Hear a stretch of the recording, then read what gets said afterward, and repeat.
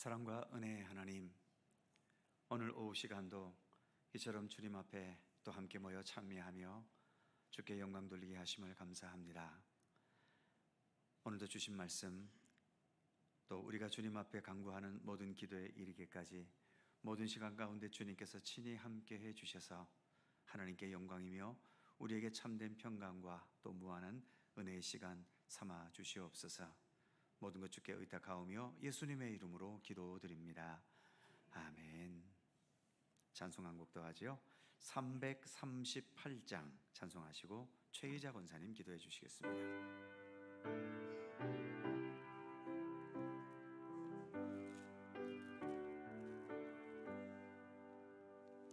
내 주를 가까이 하게 함은 십자가 짐 같은 고생이나 내 일생 소원을 늘 찬송하면서 주께 더 나아가기 원합니다. 내 고생하는 것 옛 야곱이 돌베개 베고자 갔습니다. 꿈매고 소원이 늘 찬송하면서 주께 더 나아가기 원합니다.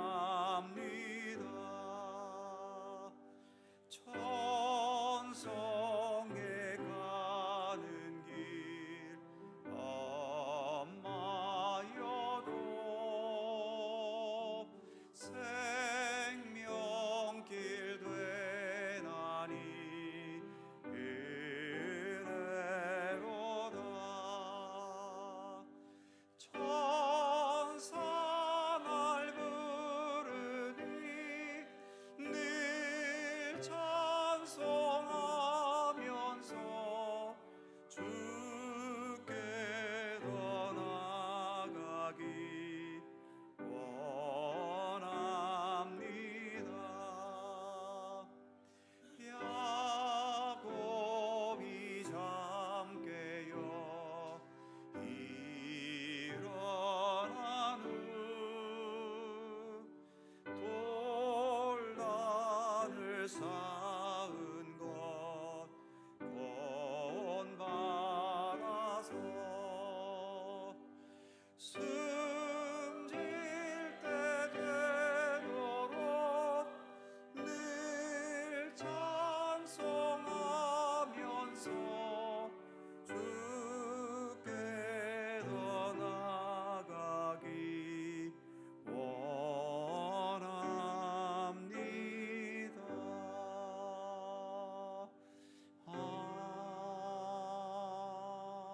아멘.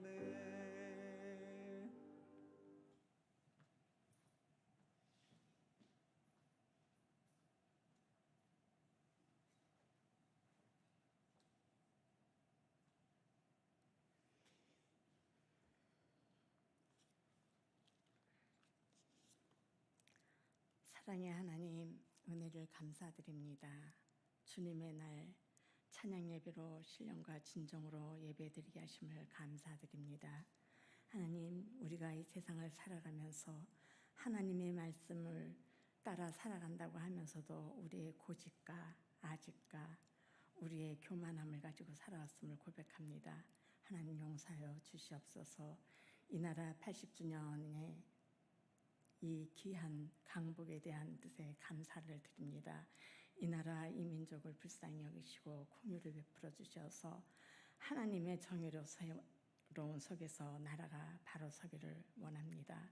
대통령과 국회의원들이 국민을 위해서 일하는 자들이 될 수 있도록 하나님 저들에게 하나님을 두려워하고 그 뜻을 깨달아 알 수 있는 지혜를 허락하여 주시옵소서. 비 피해로 삶의 터전을 잃고 낙심하고 있는 우리 국민들이 있습니다.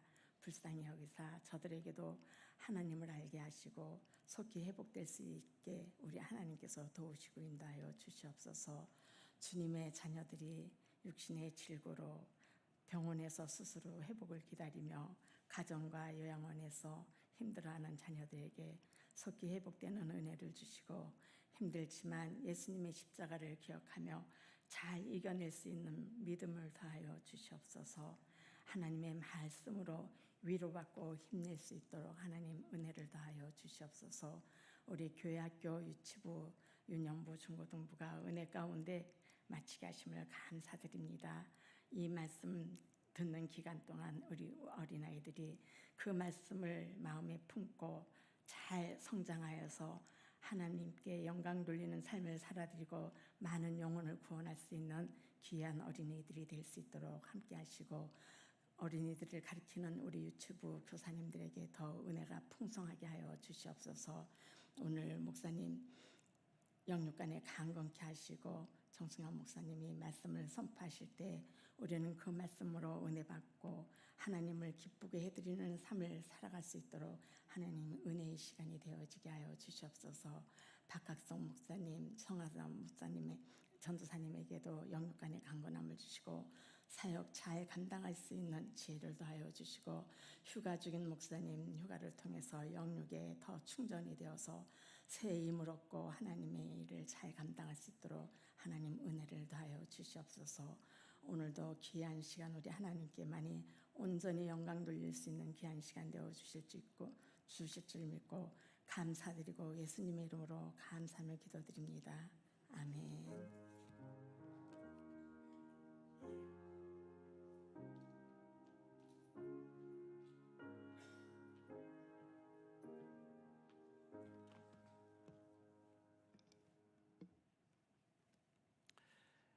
마태복음 26장 57절입니다. 마태복음 26장 57절 신약성경 47면입니다.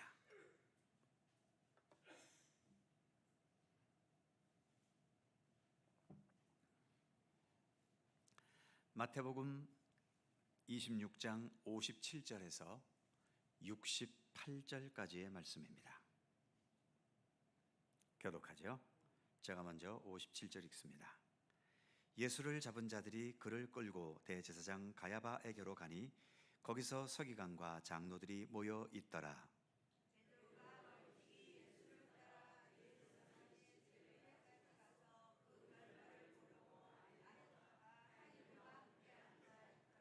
대제사장들과 온 공회가 예수를 죽이려고 그를 칠 거짓 증거를 찾으매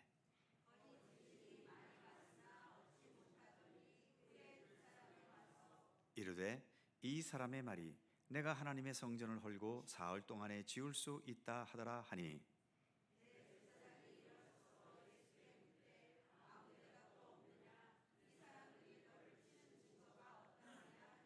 예수께서 침묵하시거늘 대제사장이 이르되 내가 너로 살아계신 하나님께 맹세하게 하노니 네가 하나님의 아들 그리스도인지 우리에게 말하라.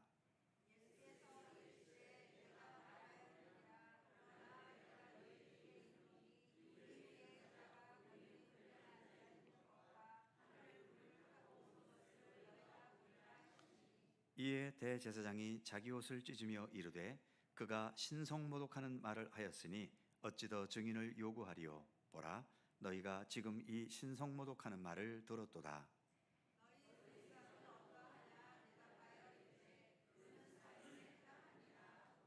이에 예수의 얼굴에 침뱉으며 주먹으로 치고 어떤 사람은 손바닥으로 때리며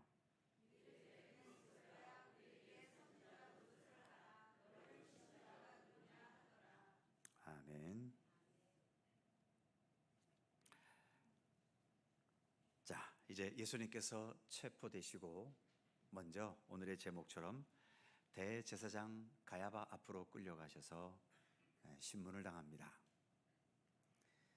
예수님 당시는 로마가 유대 지역을 식민지로 삼고 있었기 때문에 먼저 재판할 일이 있으면 이스라엘 백성들은 대제사장이나 또 나옵니다만 사내들인 공의회라고 하는 그 70명이 모인 공의회에서 심판을 받게 돼 있고, 그 중에서도 사형에 해당하는, 다른 벌들은 체형이라든지 이런 거는 거기서 결정되는 대로 집행이 됐지만, 사형만큼은 그 유대 공의회에서 판결을 못했고, 이것은 로마 법정에까지 가서, 로마 총독에게 가서 또 신문을 받아야 했지요.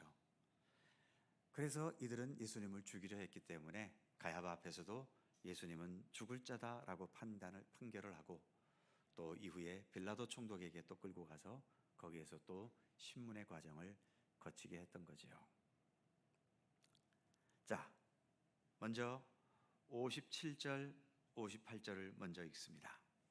57절, 58절 성경 구절이 같이 읽습니다. 시작.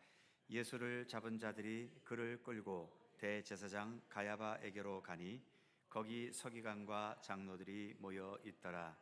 베드로가 멀찍이 예수를 따라 대제사장의 집들에까지 가서 그 결말을 보려고 안에 들어가 하인들과 함께 앉아 있더라.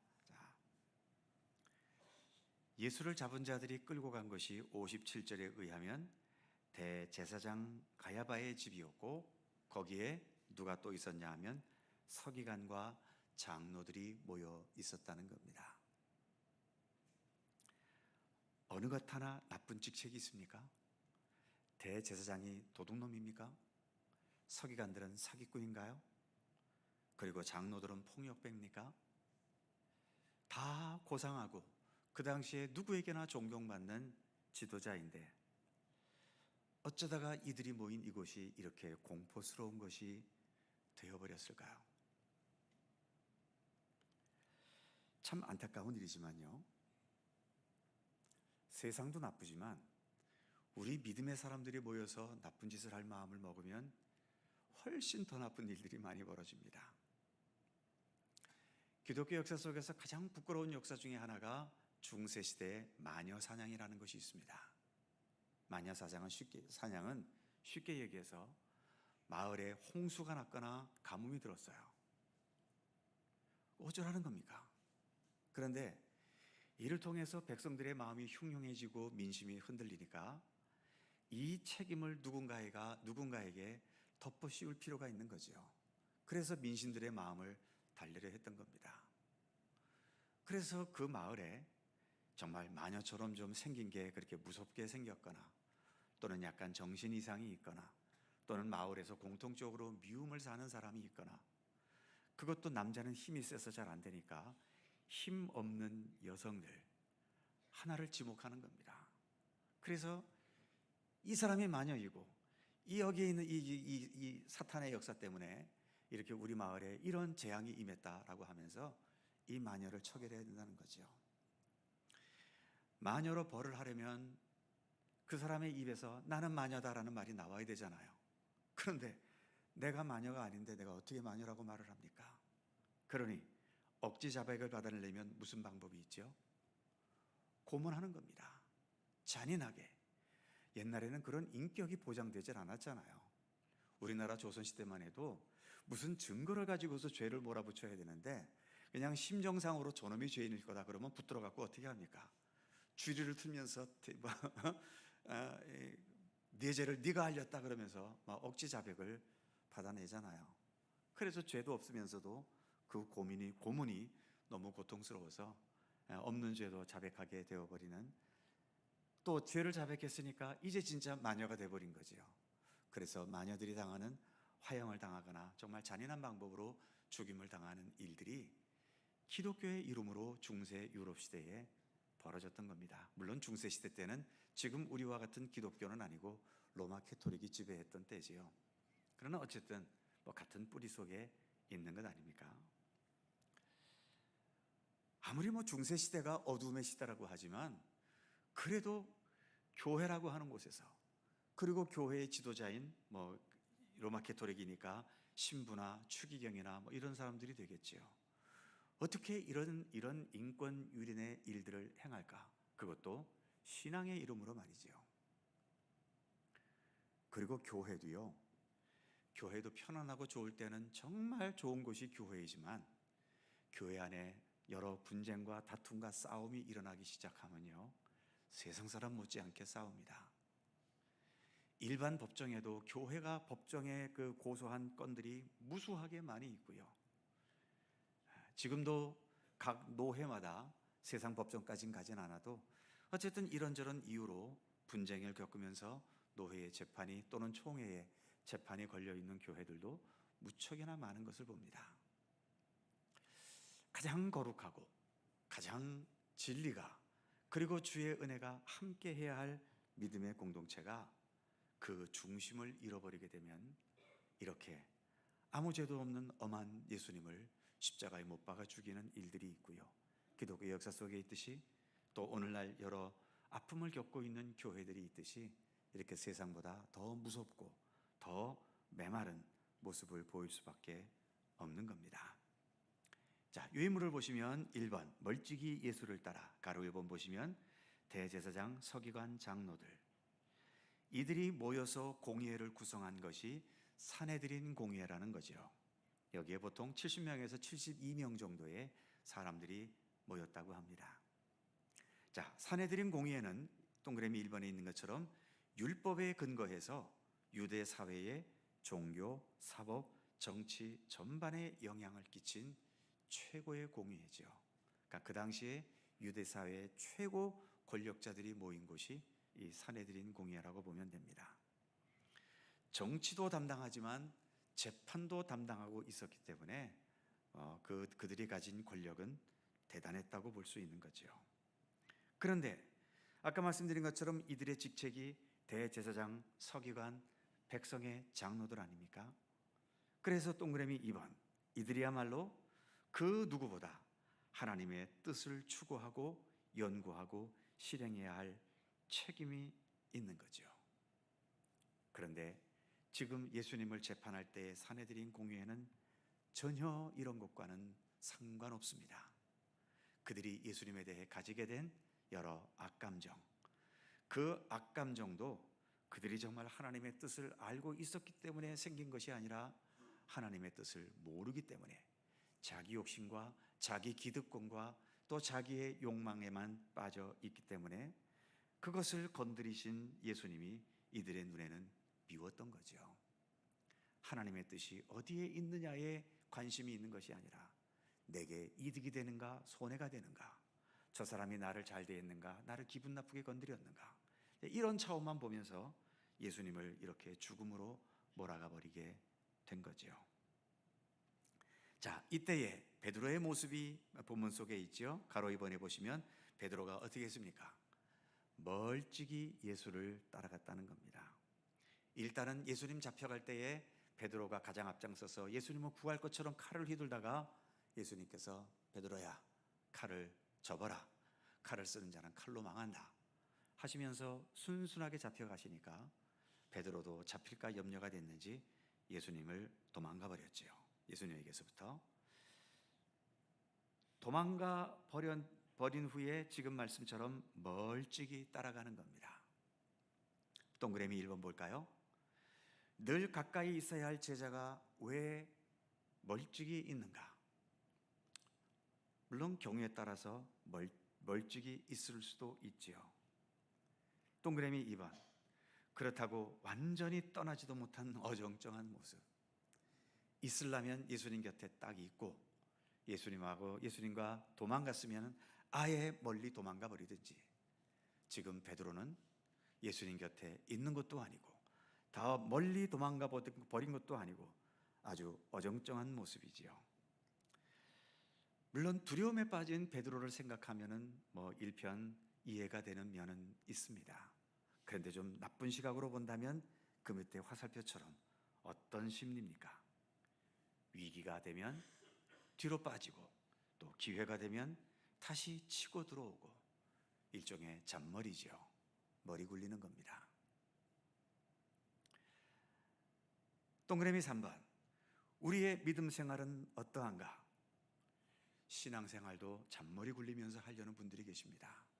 손해보는 건 가능한 한 적게 하고 이득 보는 것엔 가능한 한 적극적으로 뛰어들고 내게 도움이 되는 것에는 앞서가고 좀 손해가 될 것 같으면 뒤로 확 빠지고 이렇게 베드로처럼 예수님과 완전히 가까이 있는 것도 아니고 멀리 있는 것도 아니고 멀찍이 있으면서 기회가 되면 치고 들어오고 또 안 되면 뒤로 빠지고 이렇게 잔머리 굴리면서 신앙생활 하려는 사람들도 꽤나 있을 수 있죠. 세상에서는 잔머리가 많이 통합니다. 그래서 내 잔머리 가지고 세상 편하게 살 수도 있고 남들이 하는 수고 나는 안 할 수도 있고 남들이 빠지는 위기 나는 빠지지 않을 수도 있지요. 그런데 전능하신 하나님이 우리 인간의 그깟 잔머리에 노란하실 분입니까? 주님은 우리의 외모가 아니라 중심을 보시잖아요. 어정쩡한 우리의 모습이 아니라 왜 어정쩡할 수밖에 없는지 그 속에 있는 것을 우리 주님은 아시는 겁니다. 그러니까 주님 앞에서는 빠져나갈 구석이 없어요. 그러니까 내가 잘못됐다고 생각하시면 회개하셔야 되는 거고 내가 너무 치사하다는 생각이 들면 그 자리에서 좀 벗어나셔야 되는 거고요. 그래서 주님 앞에서만큼은 좀 우리가 정직하고 진실하게 믿음의 길을 걸어갈 수 있었으면 좋겠어요. 어차피 우리는 십자가에 죽으신 예수님을 따라가는 그리스도인들 아닙니까? 십자가 지고 가신 예수님 앞에서 거기에 무슨 내 이득을 먼저 요구할 수 있습니까? 주님, 고난의 길은 주님께서 가시고 나는 주님 덕택에 좀 세상 편하게 살겠습니다. 이게 십자가의 길을 가신 예수님과 서로 소통할 수 있는 자세라고 보세요. 그럴 수 없거든요. 주님 걸어가신 십자가의 길까지는 우리가 못 가도 적어도 그 십자가의 정신을 우리 마음속에는 지니며 살아가려고는 해야 하지 않겠습니까? 그래서 우리의 믿음 생활은 어떠한가? 베드로의 모습 속에서 나에게도 그런 어정쩡한 것이 있지 않은지 돌아봐야 되는 거죠. 네 번째, 예수님의 요구가 있죠. 성경 말씀도 그렇고요. 구약의 율법에 의하면 너희는 마음을 다하고 뜻을 다하고 힘을 다하고 때로는 목숨을 다하여 주 너희 하나님을 사랑하라 말씀하신 것이 있고요. 또 예수님 말씀하신 팔복 말씀 중에 의를 위하여 박해를 받은 자는 복이 있나니 천국이 그들의 것이 될 것이다. 이렇게 해서 주님께서는 의를 위해 박해를 받는 것까지도 우리에게 요구하실 때가 있다는 겁니다. 그래서 잔머리 신앙인이 아니라 정직하고 진실한 믿음의 사람이 되기를 힘써야 하는 거죠. 자, 그 다음 59절과 60절입니다. 같이 읽어볼까요? 59절, 60절 시작. 대제사장들과 온 공회가 예수를 죽이려고 그를 칠 거짓 증거를 찾으매 거짓 증인이 많이 왔으나 얻지 못하더니 후에 두 사람이 와서 그렇습니다.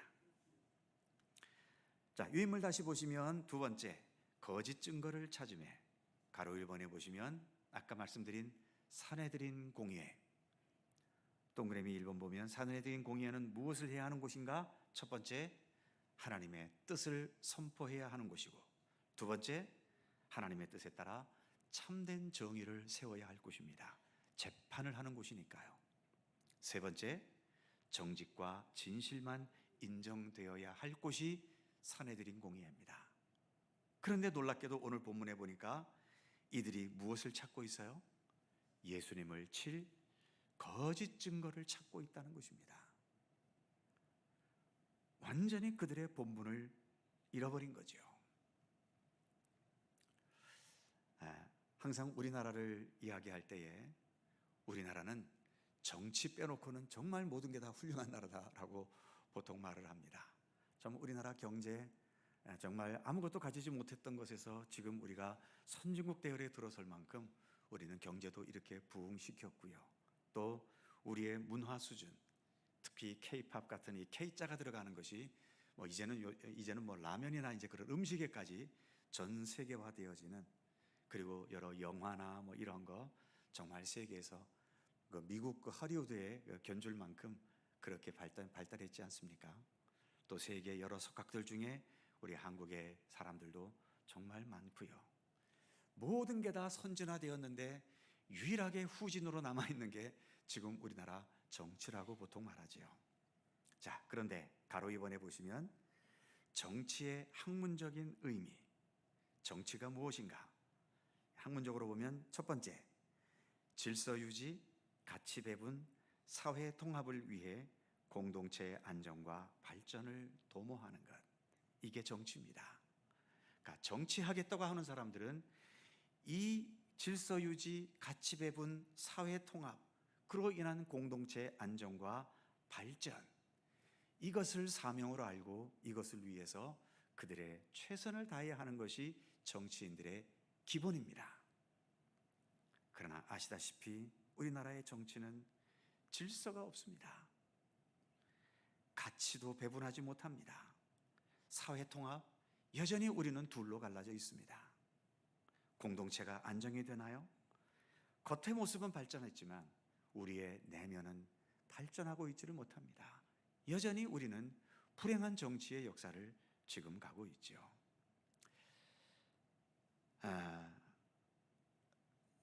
동그라미 두 번째 보시면 이를 위해서 가장 필요한 것이 무엇인가? 정치의 정자는 바를 정자가 들어가 있습니다. 그리고 치라고 할 때의 치자에는 삼수변이 있지요. 물 숫자가 들어가 있습니다. 물은 위에서 아래로 흐르는 그 질서를 따르지 않습니까? 그리고 정치는 바를 정자가 들어가는 겁니다. 그래서 이를 위해서 필요한 것은 바로 정의와 정직이 필요하다라고 하는 거죠. 그러나 불행하게도 또 뒷장 보시면 3번에 가장 거짓이 많고 가장 다툼과 분열이 많은 영역이 또 정치 분야인 현실을 볼 수 있지요. 누구를 비난하고자 하는 말이 아닙니다. 모두가 함께 만들어가야 할 정치이기 때문에 우리 믿음의 사람은 위에서 기도할 뿐이지요.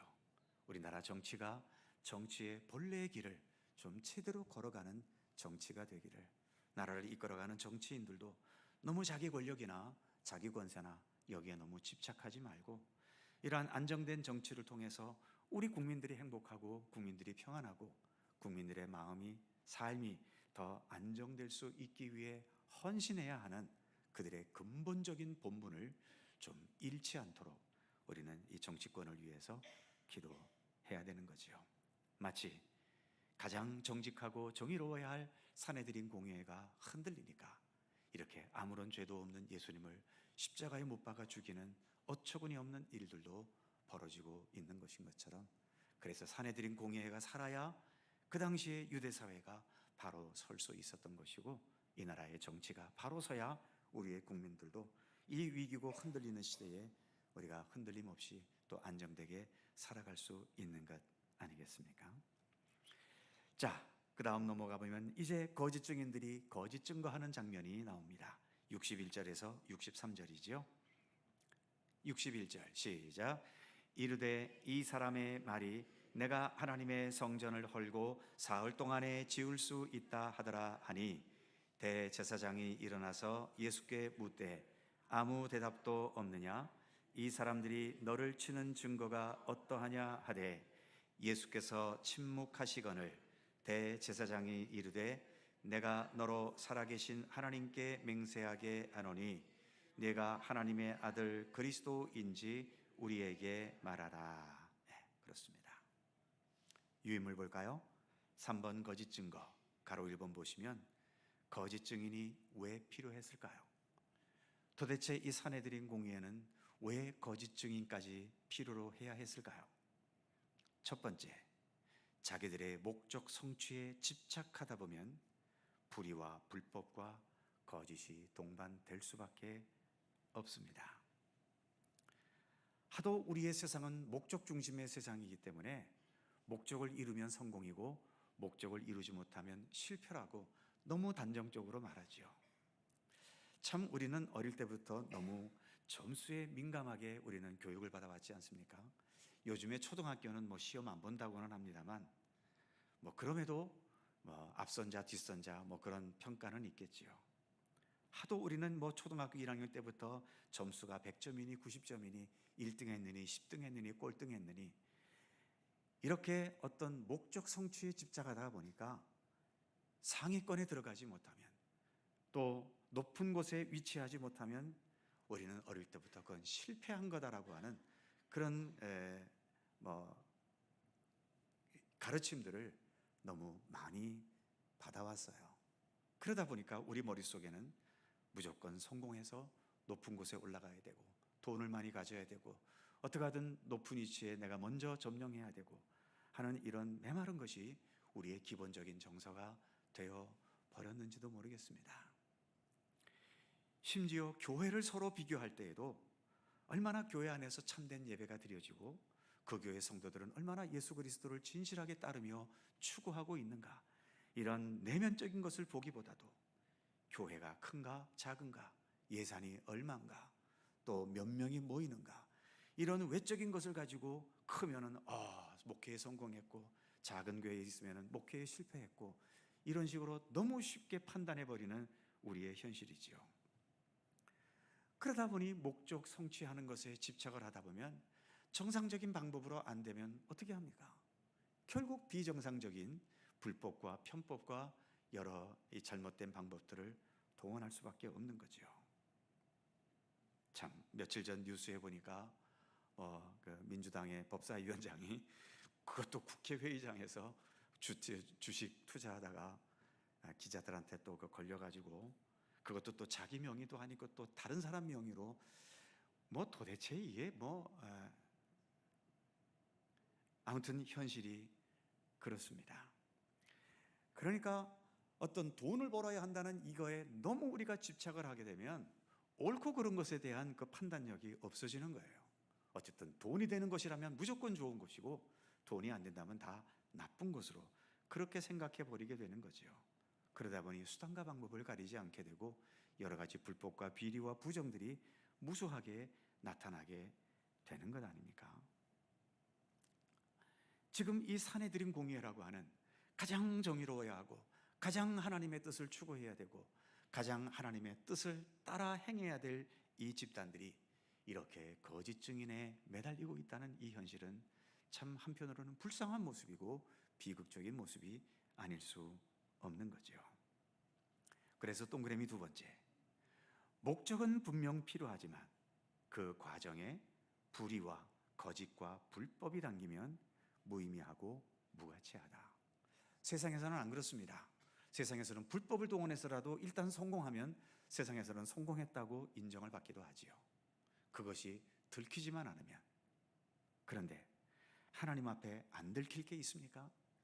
그러기에 이 땅에서 살다가 없어져 버릴 것을 인생으로 삼는다면 마음대로 내 뜻대로 살아도 되지만, 우리가 한평생 산 후에 주님 앞에 서게 된다는 것을 믿고 인정하신다면 주님 앞에는 그런 게 하나도 통하지 않는다는 것을, 그런 거짓이나 편법이나 잔머리가 통하지 않고 내 진실만이 통할 수 있다는 것을 기억하면서 좀 더 주님 앞에 정직하고 진실한 삶을 살아가기를 당연히 힘써야 하는 거지요. 자, 두 번째로 보시면 이들이 이제 거짓 증거를 하는데 무슨 말로 거짓 증거를 하냐면, 예수님께서 이 성전을 헐어라, 그러면 사흘 동안에 내가 다시 지을 것이다, 이렇게 말했다는 거죠. 여기서 성전을 헐라라고 하는 것은 동그라미 1번에 보시면 예수님께서 하시는 말씀의 의미는 이미 이제 이 예루살렘 성전은 기능을 상실했다. 늘 형식적인 제사만 드려지고 하나님께서 받으시는 그런 참된 예배가 드려지지 않는 성전이 무슨 의미가 있는가? 그러니 이 성전은 허물어져야 된다, 그렇게 말씀했고, 성전을 헐어버리면 내가 사흘 만에 다시 세울 것이다. 이것은 진짜 예루살렘 성전을 때려 부수면 예수님께서 사흘 만에 짓겠다는 그런 의미가 아니지요. 예수님한테 사흘이 필요합니까? 예수님의 기적의 권능이라면 단 1초만이라도 이 지금의 예루살렘 성전보다 더 큰 성전을 얼마든지 만들어낼 능력이 있으시지요. 다시 세운다는 것은 예수님의 부활, 새로운 생명으로서 이제 세워져야 할 그런 성전을 의미했던 거죠. 그런데 동그라미 2번에 보시면 거짓 증인들은 예수님의 이 말이 예수님은 정말로 성전을 때려 부시려고 했다, 헐어버리려고 했다, 이렇게 주장하는 거죠. 완전 왜곡된 해석 아닙니까? 그러니까 목적을 이루어 가려고 하니까 없는 것을 가지고 또 하기는 그렇고, 그러다 보니 예수께서 하신 말씀 중에 뭔가 꼬투리 잡을 만한 것이 있으면 이거를 왜곡되게 돌려서 이런 식으로 죄인으로 몰아가는 겁니다. 동그라미 3번에 보시면 내 뜻과 계획과 목표를 이루어 가는데 하나님은 도움이 되시는가? 아니면 오히려 방해가 되는가? 하나님은 정직함, 진실함, 거짓 없이 순수하게 진실하게 하는 것을 원하시지요. 이런 하나님의 원하시는 것이 내가 지금 바라고 원하는 뜻과 계획을 이루어 갈 때에 이게 도움이 되는가? 아니면 주님을 무시하고 그냥 내 방법대로 세상의 불의와 편법과 또 여러 옳지 못한 잔머리를 굴려가면서 내 뜻을 이루고 싶은 것이 우리의 마음이 아닌가 하는 겁니다. 과연 주님은 내가 바라고 원하는 목표를 이루어 가는데 도움이 되시는가? 방해가 되시는가? 방해가 된다고 생각하시면 아직도 우리는 주님 앞에 회개해야 할 것이 많은 거지요. 3번에 보시면 예수님의 침묵. 예수님은 이런 말도 안 되는 공작 앞에서는 오히려 침묵을 해버리십니다. 왜 그럴까요? 동그라미 1번, 거짓으로 몰아가려는 자는 예수께서 무엇을 말씀하셔도 또 거짓되고 왜곡되게 몰아갈 것이다. 우리 인간의 말이라는 것은 100% 확실하게 결정 지을 수 있는 그런 말이 아직은 없다고 합니다. 자, 1 더하기 1은 2다. 수학적으로는 이게 정이지요. 그런데 1 더하기 1이 2가 아니라 0도 될 수 있고 다른 숫자도 될 수 있고 이것을 얼마든지 돌려서 말할 수 있답니다. 요즘에 이제 법정 드라마 같은 것도 많이 봅니다만 법이라는 것도 그렇잖아요. 변호사가 왜 있습니까?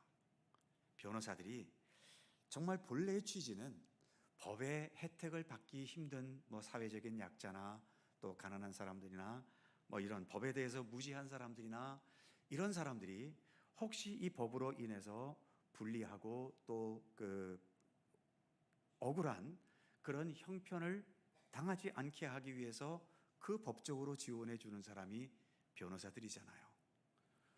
그런데 많은 경우 변호사들은 그런 역할을 하는 변호사들도 물론 많이 있지만 대부분 떼돈 버는 변호사들은 주로 어떤 일을 합니까?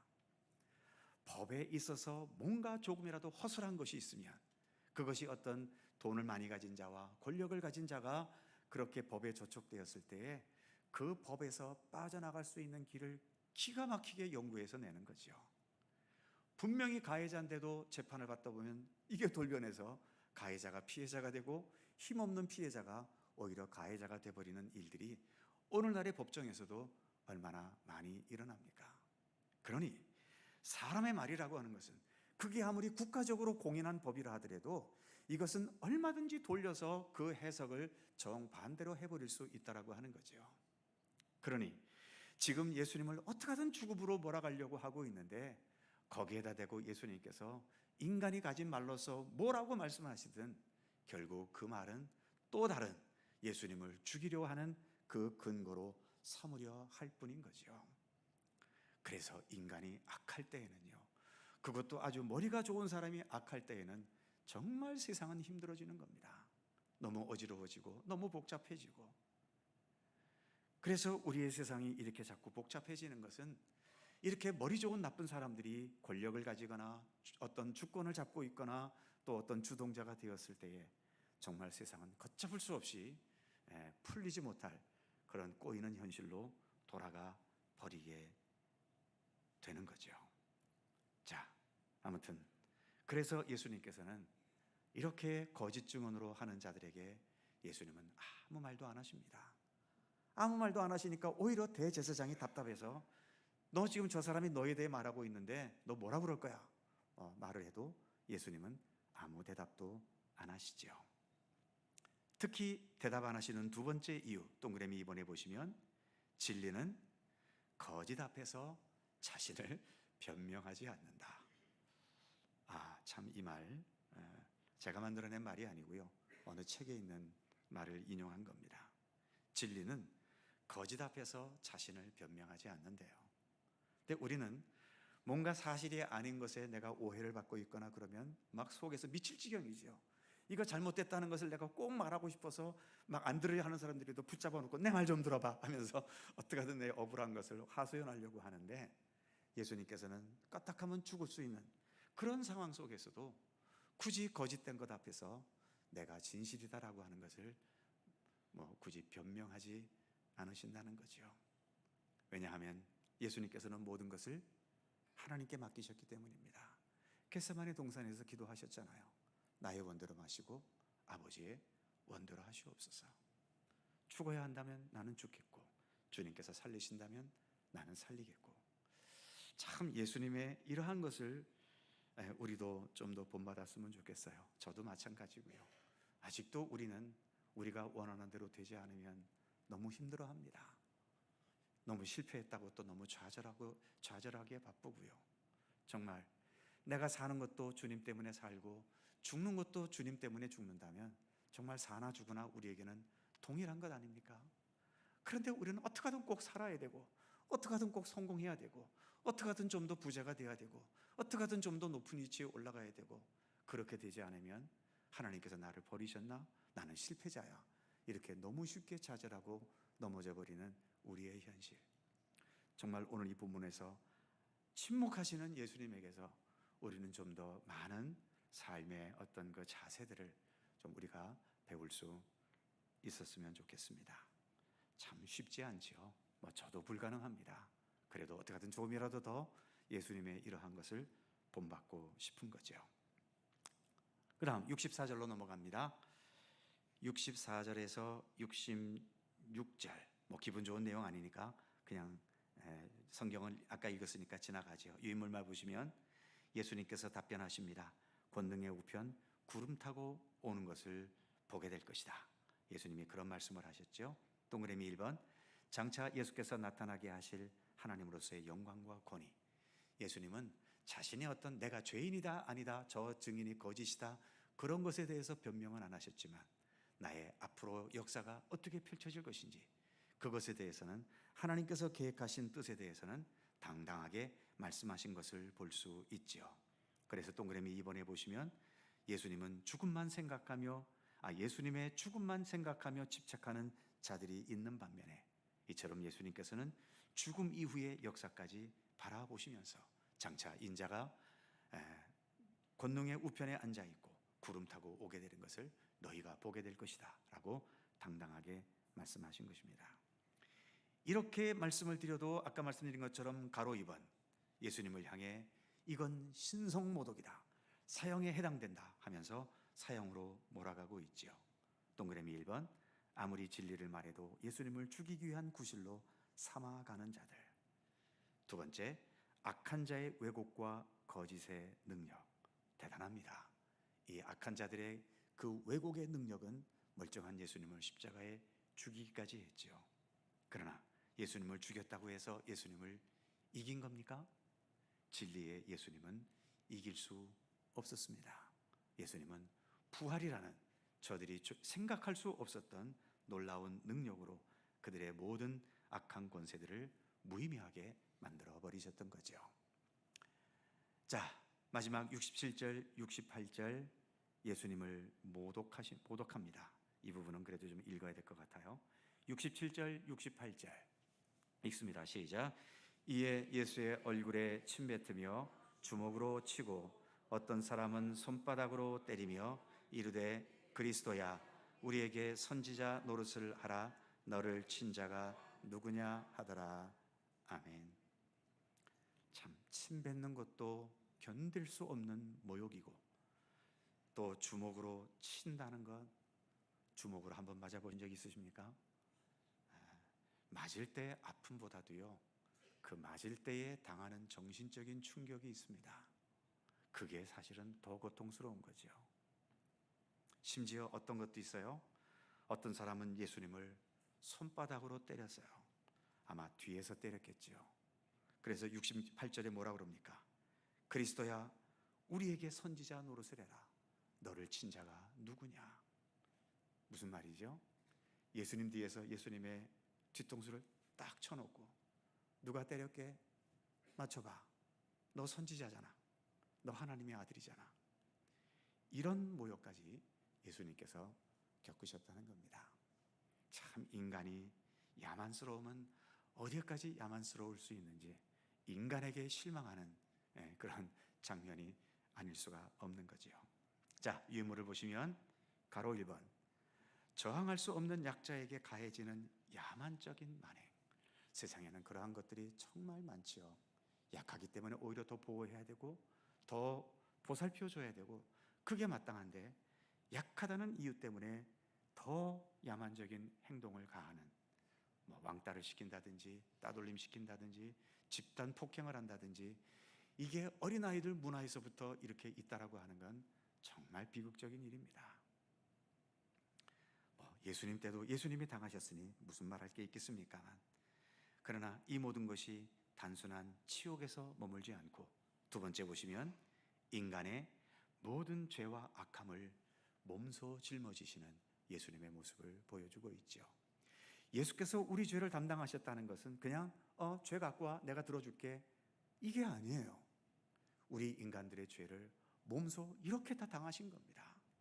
인간이 어디까지 야만스러울 수 있는지 그 야만스러운 행동도 주님께서 이렇게 당하셨던 거고요. 그래서 예수께서 우리 죄를 지셨다는 것을 우리는 너무 쉽게 생각해서는 안 됩니다. 그냥 이론적으로 지신 게 아니에요. 정말 예수님 그 몸 자체로 우리 인간의 가장 밑바닥, 십자가에 못 박혀 죽으신 것도 밑바닥이지만 이런 모욕과 치욕과 만행을 겪으셨다는 것도 인간으로서는 정말 겪어서는 안 되는 최악의 이런 모든 인간의 죄들을 몸소 다 짊어지신 거지요. 그러니 예수님께서 우리 죄를 위해서 고난을 당하셨다라고 하는 것, 이건 절대로 가벼운 이야기가 아닙니다. 그냥 이론적으로 그렇게 당하신 것이 아니라 몸으로, 정신으로 또 그 모든 것을 다해서 예수님은 우리 인간의 죄악의 현실을 그대로 몸소 겪으셨다는 것을 우리는 알아야 되는 것이죠. 자, 부활절을 지난 지 오래됐지만 우리는 이제 본격적인 고난의 예수님을 향해 가고 있습니다. 오늘은 여기까지 진행합니다. 기도하겠습니다. 거룩하신 하나님, 이제 유대 백성들에게 잡혀가신 그리고 거기서 신문 받으시고 모욕을 당하시는 장면까지 우리가 오늘 살펴보았습니다. 예수님도 예수님이지만 이 예수님을 대하는 이제 붙잡혀 왔기 때문에 누구보다 약자의 위치에 있는 예수님을 대하는 우리 인간들의 만행과 죄악과 어두운 현실, 정말 씁쓸한 장면들을 우리가 너무나 많이 보고 있습니다. 하나님, 우리들도 이렇게 믿음의 길을 걸어가지만 여전히 우리에게서 벗어던지지 못한 여러 가지 죄악과 허물들이 늘 있음을 고백하지 아니할 수 없습니다. 결코 내 자신을 의롭다라고 너무 쉽게 자신을 앞세우지 않도록 하나님 붙들어 주시고 주님 앞에서는 우리가 여전히 부족한 죄인일 수밖에 없음을 늘 인식하면서 그래서 더 겸손하게 우리 주님 걸어가신 고난의 발자취를 되새기고 거기에서 우리가 좀 더 의로운 하나님의 백성으로 살아갈 수 있도록 날마다 우리 자신을 쳐서 복종시키는 진실한 경건의 노력으로 살아갈 수 있도록 우리 가운데 함께하여 주시옵소서. 오늘도 복된 주일 허락해 주시고 오후 시간까지 함께해 주셔서 감사합니다.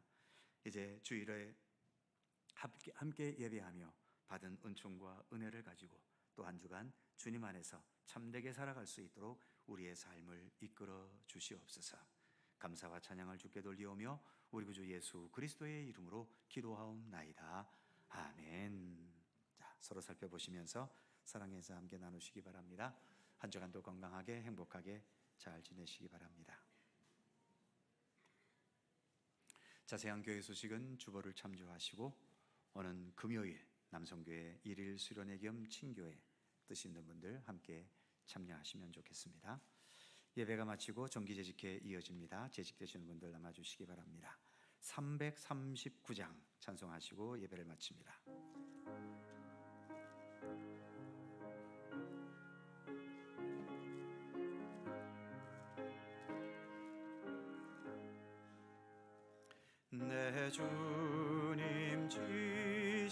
십자가 우리는 앉을까?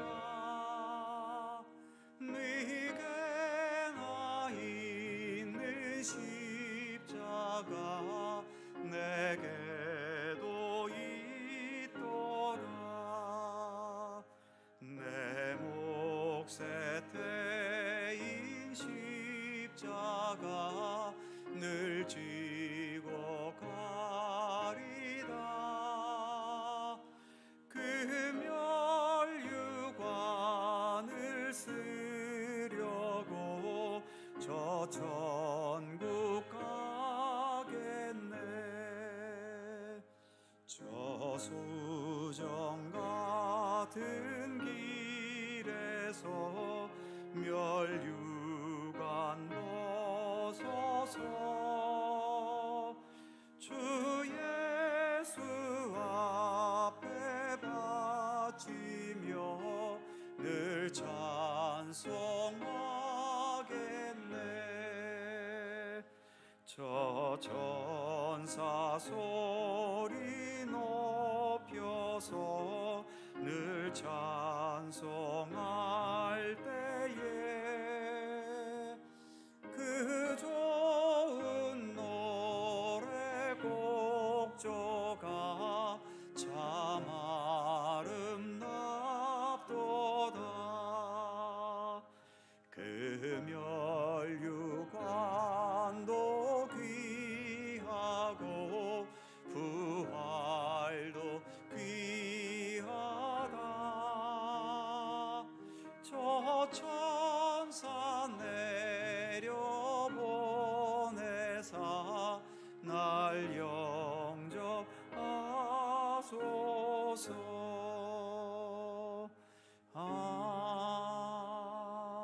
아멘.